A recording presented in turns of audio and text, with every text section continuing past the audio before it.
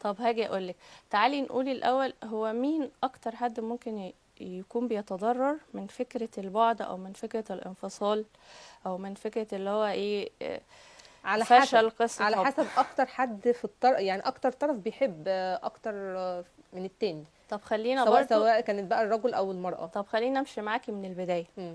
من البداية خالص واحنا اطفال، اللي كان مسؤول عننا مين؟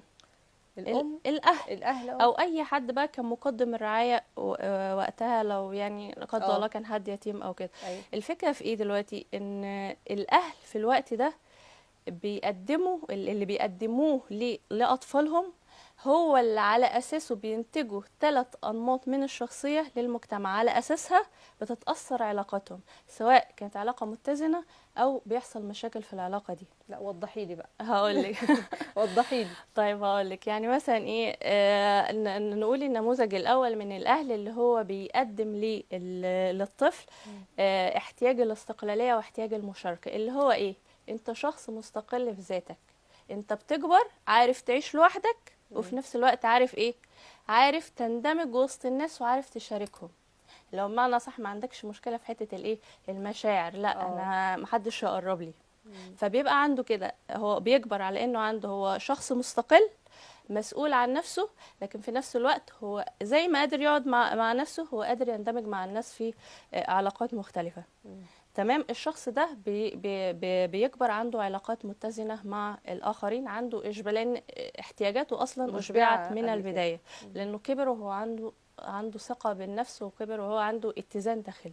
صحيح. طيب نمط تاني من الأهل بيقدم لنا نمط آخر من الشخصيات، اللي هو إيه، الأهل أو مقدم الرعاية، اللي هو إيه، اللي هو غاب بقى مم. عن أولاده مثلا، سواء غاب بإيه، غاب الانفصال، سفر او غاب انفصال. سفر، غاب مثلا بطول الوقت في شغله، غاب مثلا بإن مثلا في أخ تاني جه وراه على طول، فبالتالي هو إيه اللي حصل؟ أنا ملحقتش أشبع من احتياجي منكم، مم. انا ملحقتش اخد الاحتياج المطلوب منكم. النمط ده بالتحديد ايه اللي بيحصل؟ ان هو بقى بيكبر وهو عنده خوف دائم من الهجر والترك. هو مم. دايما حاسس ان اي علاقة هيدخلها، لا ده انا كده هتساب. اه.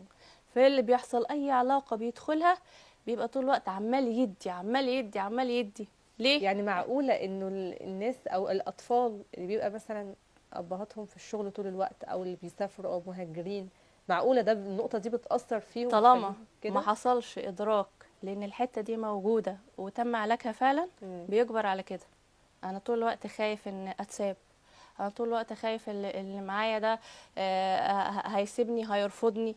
طب ايه اللي بيحصل؟ انا عمال بقى اديله، يعني زي ما يكون كده برشيد بمعنى اصح، مم. قال خد اهو بس خليك معايا، خد خد بس خليك معايا، فيفضل يدي يدي يدي، وطول الوقت حاسس انه مش كفايه.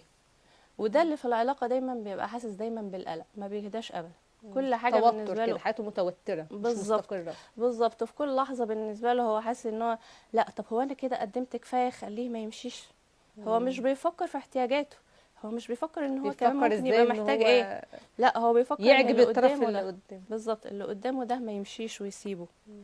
فيفضل طول الوقت لا عمال يدي وعمال يدي عمال يدي، لغايه ممكن ما تجيله مرحله وقت من الاوقات حرفيا ان هو بيقع.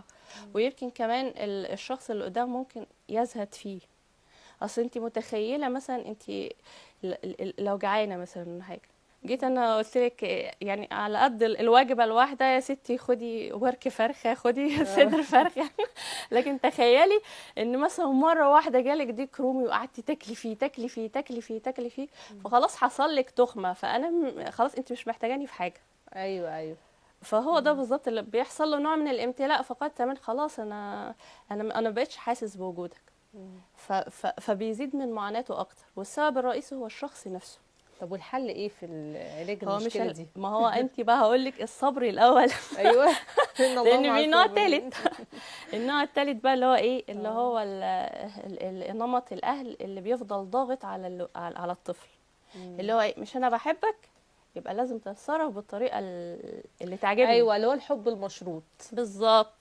لا مش انا بقى بحبك يبقى مم. تعمل كذا، اللي مش بقول لك انا عليه. بحبك يبقى لازم تتصرف بالطريقه الفلانيه، مش انا بحبك.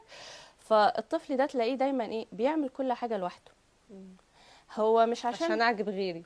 هو مش عشان، لا هو مش لوحده عشان هو حابب كده، لا هو بيعمل كل حاجة لوحده عشان بيتجنب حتة المشاعر مع الناس. بيكبر بنفس الحكاية. ايه اللي بيحصل؟ هو عمال يتجنب في الناس، بيتجنب مش عشان هو شخص انطوائي، لا بيتجنب معنى ايه؟ انا في وسط الناس لكن كل تفكيري بعقلي. قلبي ده انا مش مشغله، اللي هو ايه، مساحتي دي الخاصه ما حدش يتخطى المساحه القرب دي. انا والله انا كويس معاك وكل راسم حاجه، لكن حدود ما له. حدش يدخل لي هنا. فهو راسم حدود، عمال يفكر طول الوقت بعقله. ليه؟ لانه وصل له من وهو صغير ان اي مشاعر هي بالنسبه له هي نوع من الاذى والابتزاز العاطفي. فانا مش عايز ده.